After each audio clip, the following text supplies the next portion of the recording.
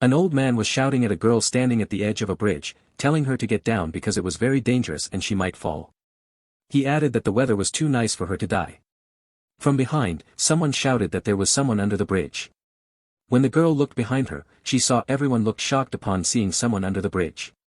Everyone then came running toward her to see the body. Curious, she looked below her and saw a large piece of ice floating under the bridge. Inside the ice, a young, well-built man wearing an ancient outfit was sleeping. A girl was standing at the end of a cliff. Someone shouted and told her to die because there was no way to run. 5 men attacked them with swords, and a man came between them to defend her. Their attack was nullified by him. He told them it had been a long time, 3 or maybe 4 days, and he couldn't even smell the blood anymore. He then swung his sword and killed them. He wanted to finish it and swung his sword one more time. Because of that force, everyone was cut down like trees. The girl got worried, but he comforted her, saying 300 men had been cut down. A masked man came forward, saying he was impressed that the assassin's blood had turned the waterfall red. He truly lived up to his title, Goryeo's greatest swordsman, Cheok Ryugeom. But now, he saw death in his eyes because the poisoned blade had already pushed his body to its limit. He asked him if the woman beside him was really worth more than his life. The woman started crying. He told the masked man to shut up and wondered why she was crying. Hadn't he promised to protect her? The masked man attacked him with 2 knives in his hand. He threw his sword away and defended her with his body. He grabbed the assassin, and they both fell together from the cliff. The masked man's mask fell off, revealing his face, and he told him that now he would be able to see his face. He was shocked to see that it was Okyeon. Okyeon told him that at that point, he had won. Then both of them fell underwater. At present, a group of researchers were surprised to see a man from the Goryeo dynasty. The director of secret intelligence research told everyone that a world where cryogenic humans exist wasn't far off, and his being alive was too perfect. Another researcher then told him why they were restraining him so much, it would put him in a bad mood for no reason. The director told him he wouldn't say that if he saw his test results. His body was completely different from modern humans, and there was much more research to be done. He was truly a mysterious being. The other researcher then told him that's why they needed to treat him with care because he was a gift to future generations. The director told him they would know after they unwrapped him. While he was talking with the director, that man stood up in a fighting position. On a clear, beautiful day, a couple was driving in a sports car. They were surprised when they saw everyone looking at something. Then they saw a man running alongside them. The driver said they were going at 80 kilometers per hour, but MC was already overtaking him. The girl told him to use the brake, which caused a massive traffic accident. Someone shouted at MC, asking where the hell he was going. From the crowd, everyone was shocked and called the police. In the crowd was also the girl from the bridge. While running, MC thought this was impossible. He couldn't believe it was true or a dream, a world unlike any he had ever seen. If it wasn't a dream, then what was it? Then he remembered that girl. 3 police cars came and stopped him. One police officer asked his senior why they came there, as it wasn't in their jurisdiction. The senior told him it was an order from above, no questions allowed, the command was to bring him back. While MC was thinking that he had jumped into the waterfall with Okyeon, an officer told him to go with them, and he thought, so what's going on now? Back then, he surely died. Then 2 police officers grabbed his hand. He thought there was only one possibility left, one of Okyeon's subordinates, Yun Unhai's specialty, a technique that manipulates the mind, illusion art. Seeing his condition, a policeman told everyone to fire the tasers. MC stopped the tasers with his 2 fingers and was shocked to see it was lightning energy. Then everyone shot tasers at the same time. One officer told another to check if MC was okay and to put cuffs on him. MC thought he didn't know when this illusion was planted, but he needed to break free from this world of illusion. While thinking, he took the taser guns from them and told them, "Did you think something like this could hold me down?" A man was recording it with his phone and couldn't believe the police were really flying like that. MC thought if he wanted to escape from the solution, he needed to find the key, and the key wasn't here, so he needed to go higher. The director of the National Intelligence Service shouted into the phone, wanting to know what was happening. The director of secret research told him that they didn't expect it to be this extreme. The director of intelligence service told him that the police and even the SWAT team couldn't do anything to MC. Hearing that, the director of secret research told him that MC was on a different level from them. From the back seat, someone said that he would take full responsibility. He told them MC was a human from a century ago and against modern firepower, he would be powerless. Seeing a lot of helicopters coming, he tore apart his shirt and told those soldiers, if this is their full power, I should match it as well. Saying that, he picked up a broomstick. A soldier fired a warning shot near his foot and told him that it was called gun, and it could make a warrior like him powerless.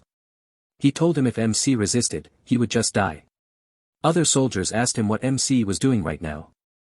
MC held that broomstick like a sword and told them, I will see who dies.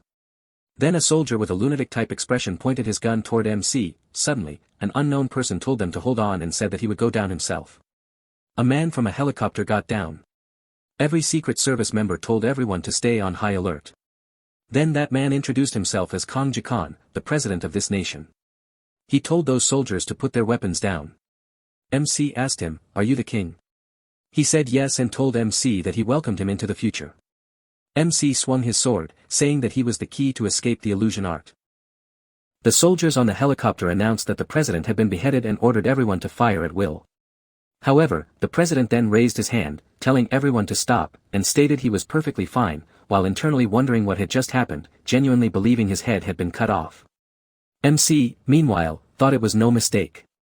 Yun Unhai was the best thaumaturge of Goryeo, so who was this sloppy illusionist? The sensation he felt wasn't like an illusion, leading him to conclude that the situation was real.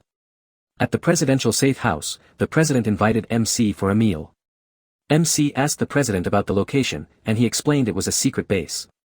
He then asked MC to try modern food, to which MC replied that food was just food.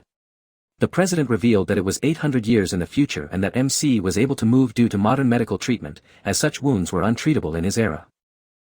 MC's mood, however, was downcast because the Goryeo dynasty had fallen. The president told him that while he might not understand MC's feelings, he would provide everything needed for him to adjust, in return for MC's cooperation. MC asked what kind of cooperation. The president replied that he wouldn't ask for anything difficult and showed him news footage about MC. Everyone was discussing his power, how he could run alongside a supercar and even fly, calling him a superhero. Someone stated he was the man found inside the glacier in the Han River. He had become a hot topic recently, but everything was part of a film production. MC asked what this meant, and the president explained that the world wasn't ready to know about the frozen man. He told MC that something that could exist hundreds of years in the future, beyond mere life extension, was too advanced and couldn't be easily obtained. Many nations had attempted to achieve it, but there were no successful cases.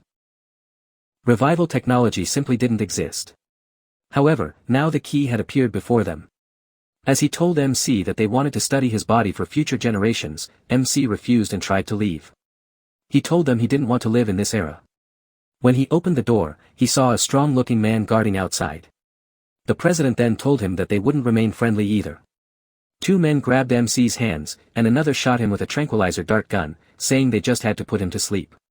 The bodyguards thought that even if he could withstand police tasers, there was no way he could endure a tranquilizer dart strong enough to bring down an elephant. But they were shocked to see the darts fall to the ground, blocked by something. With just one swing of his hand, he sent the bodyguards flying and told them he was leaving. The president ordered them to increase the power, stating he couldn't let him escape. One man charged at him, but MC dodged. The man told MC he should have just cooperated. Then everyone charged at him. One of them managed to hit him and said it had 10 times the power of a taser, but it was just an afterimage. They tried again and again but couldn't hit him once. They were shocked by his speed, thinking this wasn't something a human could achieve. Just like that, against an opponent who hadn't even attacked them, even with powerful weapons in their hands, they could do nothing but stand there dumbfounded. The president was very worried that they had lost MC. He told the director of the intelligence service, who kept saying MC was currently impossible to handle with their forces, if they had found his location. As they were talking, a man suddenly pushed open the door and told them they had found his location. They asked where he was. He told them MC was on the rooftop of the tallest building and had just jumped. MC thought this was nothing to him. The reason he lived wasn't here anymore. There was no one to protect, and he had no one left to kill, so he had no reason to exist. He should have died back then. No, he did die back then, and this was how he ended. But when he saw a billboard, his expression changed. He remembered when Okian told him that he had only managed to save one, but his family members were trapped in an illusion and killing each other. The full moon had risen, the beginning of destruction was here. He had burned down his house. His nemesis, the mastermind behind everything, whom he thought he had killed, was still alive. While falling, he spread his arms downward. His hands, enveloped in red energy, pushed down, and he was able to land on a railing. He looked at the billboard. The president couldn't believe that MC jumped from that building. They asked him, did they find him, but the reply was, MC vanished again. However, they found some witnesses. The president asked them, what did they say? The officers told him MC only asked them about Yu Unhai. Yu Unhai is a world-class action movie star, known across South Korea from a young age. His acting skills were exponential. Directors from east to west both liked him, leading to countless box office hits. On top of his visual appearance, he was a popular idol. This increased agency's stock value endlessly, and he even elevated the nation's reputation. A young boy told MC this and asked him, how do you not know about him? Then MC told him, that's why his posters are all over the street. But he was never like this. He thought there were only two possibilities: it was merely someone who looked like him, or it was truly him. Then MC told that boy to lead him to Okian, saying he needed to meet with him as they had a lot to talk about. That boy told him he couldn't meet with him, saying, how can he meet with a celebrity? If he camps out at the airport, he might catch a glimpse of him, but he'll have to wait. Hearing that, he smashed the screen and told that boy to come up with a way to meet with Yu Unhai immediately. In fear, that boy begged for his life. MC told him he wouldn't do anything to him. That boy jumped from the ground and told him he read an article that Yu Unhai was currently overseas. MC frowned after hearing that. In a hotel in New York City, US, Yu Unhai was currently having a meal. Then a man punched him and told him to leave, saying, this isn't a place for him in their organization. After saying that, he told the director that he forgot the next line. The director said, this guy's doing it intentionally. Yu Unhai's schedule was already tough to arrange, and now these guys messed up already. A crew member told them that Yu Unhai looked very angry. Then Yu Unhai told James to try a few more times. Then suddenly, a chandelier was about to fall on James. Yu Unhai jumped and saved him. The crew asked him if he was alright. Yu Unhai told them he was alright, but he needed to visit the hospital. In the hospital, his manager was talking about his well-being. Yu Unhai apologized because, for him, the shooting schedule was messed up. His manager told him that wasn't important right now. Yu Unhai told him, then what was it? He was shocked after hearing that. In the Blue House, the president told his guards that he had another business, so he would take his leave. When he entered a room, someone told him that he was waiting for him. The president got shocked after seeing MC and told him, you are probably the only person who can come and go from this place so freely. But yesterday was terrifying. 9 hours ago, when the president was inside his office, MC suddenly came and asked him about cooperation. The president told him he expected him to come back, but he also assumed there was a condition that he wanted. Then he showed MC a picture of Yu Unhai and asked him, is it related to him? Then MC told him to arrange a meeting with Yu Unhai as soon as possible. The president told him, if you cooperate with them, and extended his hand for a handshake. At present, MC is eagerly waiting for Yu Unhai. Then they walked inside. Seeing the door open, Yu Unhai looked at them. Seeing him, MC thought, so this is how they meet, and who exactly is he? Yu Unhai introduced himself as an actor and shook hands with the president. Then MC guided his hand toward Yu Unhai and introduced himself. Yu Unhai was shocked after hearing his name and they shook hands. The president told them, now that you've introduced yourselves, please take your seats. But MC, grabbing his hand, thought, he can't sense any chi at all, not a single trace. He apologized to Yu Unhai. Then the president told them to take their seats quickly, he would step out for a moment. When he was outside, the director of the NIS told him, the backup forces are ready. The president told him to observe for now. Then Yu Unhai's manager also told him he would go to the restroom. When there were only two of them, MC thought, it's a disappointment that he only looks like Okian. Then Yu Unhai called his name and whispered to him that he also survived. Okian said to MC that, he doesn't seem very glad to see him. The MC asked Okian if he found the situation funny. Okian replied that, it's been a while. The MC amused to think that Okian had completely hidden his chi, wondering how he had acquired such a skill and when did he come to the future. Okian then remarked that the MC didn't seem to have been here for too long. The MC questioned if coming to the future was a trick of Okian's, to which Okian replied, how am I capable of doing that? The MC told him he would ask a final question and hoped for a truthful answer, is Miss also here? Okian inquired if he was referring to the girl that he was guarding, stating he wasn't sure if she was there or not. The MC then raised his hand and pushed Okian, sending him crashing into the wall. "I will find the answer myself," the MC declared. Okian got up from the rubble and said, "Was it always like this, that he can face MC by himself?" He assured the MC that they wouldn't be interrupted during their fight, as he already cast illusion spells to make it appear as if two old friends are chatting from the outside. Then, he charged towards the MC. The MC told him, "You aren't Okian." He replied, "What kind of nonsense are you talking about?" The MC explained that he wasn't sure before because he had been hiding his chi, but when he defended himself, he leaked chi, and the MC knew it wasn't Okian's chi. Then, Yun Unhai revealed her face and told the MC that it was quite impressive from someone who just awakened. The MC told her he also didn't expect her to show up. He thought to himself, on the rebellion day at the cliff, wasn't she also among one of the dead? Yun Unhai told him he is making her feel embarrassed. She explained that she was disguised like Okyun to take care of some work. With her daily report, she will include this big news. And she cast illusion clones. She thought if she got him, she would be rewarded by Okian. But the MC pushed an iron bar into one of her clone bodies. Seeing that, she told him if he let that much chi in his body that hasn't been awake for long, he would ruin his body. Killing another clone, he told her, from when their logic was applied to him. Then, with one swing of his sword, he defeated all of her clones. She couldn't believe what was happening. He told her, she was definitely dead by his hand. She fell off the cliff with a critical injury, so how did she manage to travel to the future? She told him she also thought that she died, but when she woke up, the world was different from what she knew. Having woken up after hundreds of years, she neither knew anything nor could do anything, but when she saw that Okian was the one who made it possible for her to live in this present. The MC asked her, was Okian here before her? She replied, yes, and she shall stay loyal to the very end, and attacked the MC. But with one swing from the MC, she was blown away. While she was coughing, the MC asked her, did she really believe Okian saved her? He then asked her, how long have you been here? She replied, it's been 1 month. The MC then asked, when did your body start rotting? But she denied it. Then the MC tore apart her shirt. He told her he had smelled something rotting for some time. He explained that Okian acted as if he saved her, but in reality, he used a technique that would lead you to death. She shouted at the MC, saying, there is no way he would do such a thing, and she has never heard of such a technique. The MC told her, it's not a normal technique, so you've never heard of it. And it looks like he really don't need you in the future. But she refused to believe him. Then the MC asked her, so why did he hide the truth from you and make you do pity things with a disguise? Because you are not worth using beyond that. Hearing that, she thought her body would continue to rot, and she will die. Then the MC said, but there is a way that he can save her. He explained, the inner chi infused into her body has to be injected.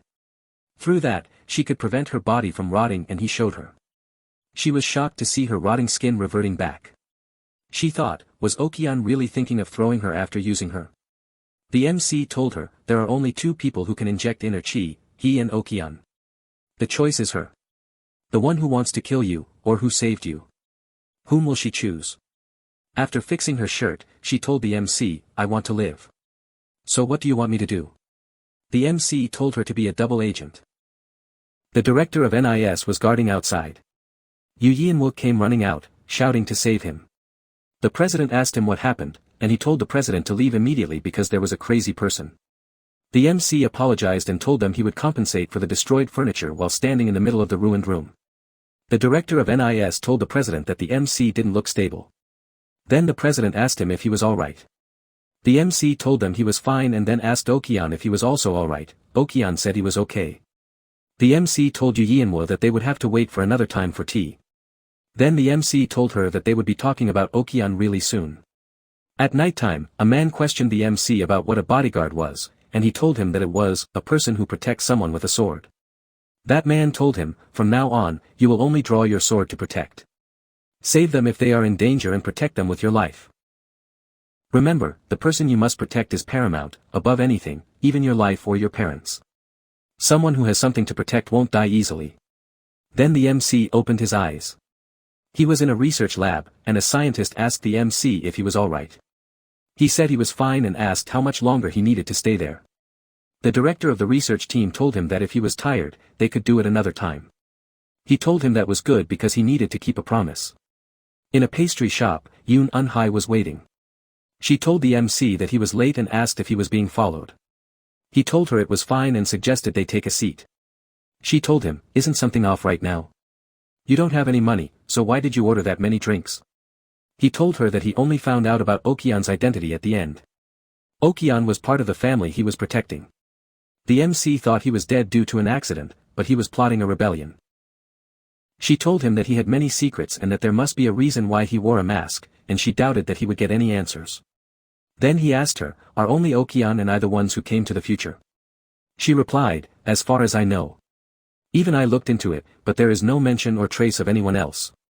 Then he asked, "Where is Okyeon right now?" She told him that he was currently overseas. She had told him not to think of meeting him like this, because Okyeon was much more powerful than before. He stopped her midway. She asked him, "Where are you looking all of a sudden?" He was looking at something.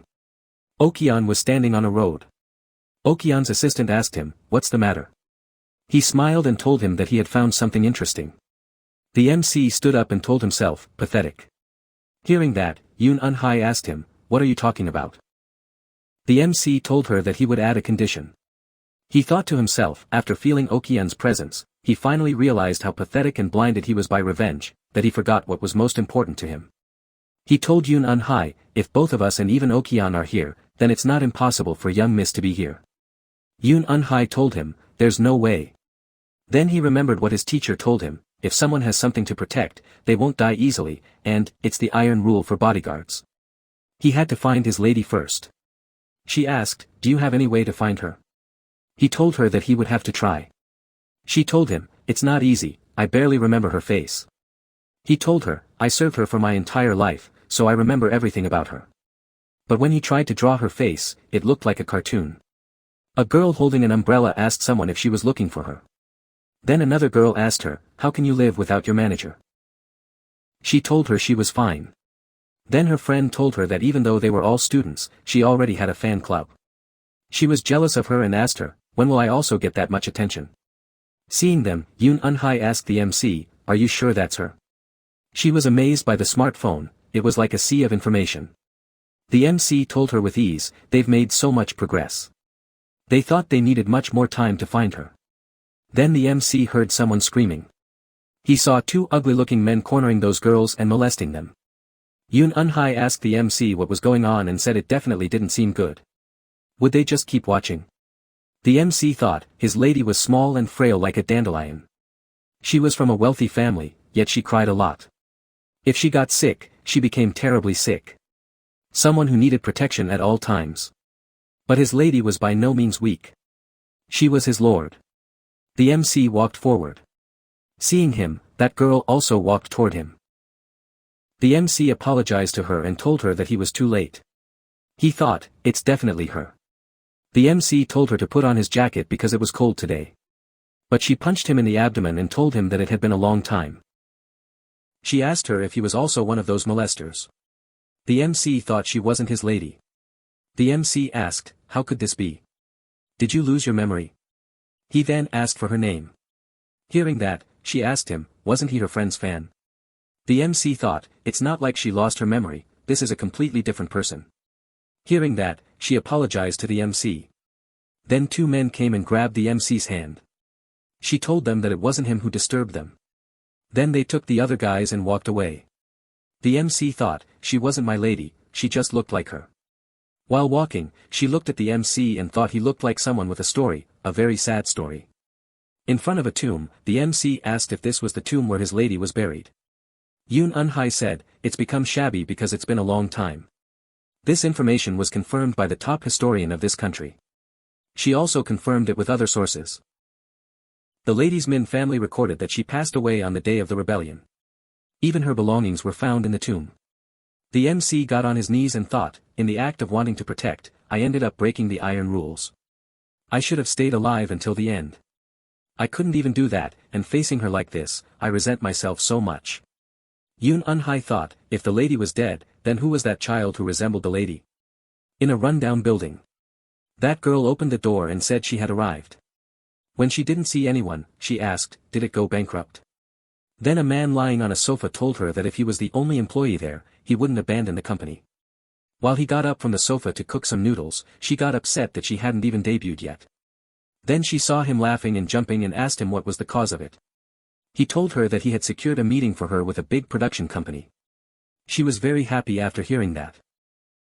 When she arrived at the meeting place, she was shocked to see the place and thought, who called a minor to this kind of place?